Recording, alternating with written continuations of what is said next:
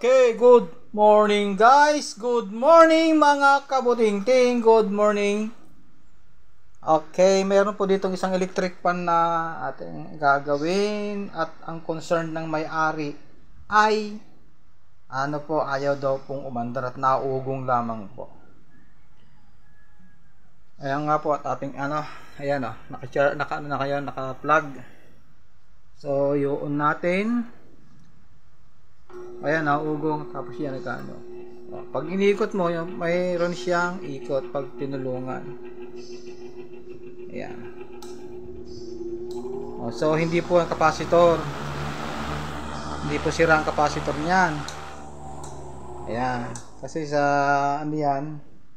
malamang sa malamang po, meron po yang ibang sira. Ito po, ayan Ayan. Helper, pakihawak nga itong ating Ito lang, hawakan mo lang saglit to. Pakikita ko lang po sa inyo ito, ayan Ayan lakas po ng uga, Ayan. Up and down. Ayan vertical, ayan ganun din. So itong may problema po yan, itong shafting at saka yung bushing niya. Ayan. Kaya mahirap na po yung umandar. Ayan, hindi po capacitor ang sira niya pag ganyan po Ayan, malakas pong capacitor niya. Yan Pre-wheeling naman po siya, kaya lang hard starting siya. So, ang diferensya po niyan ay ito.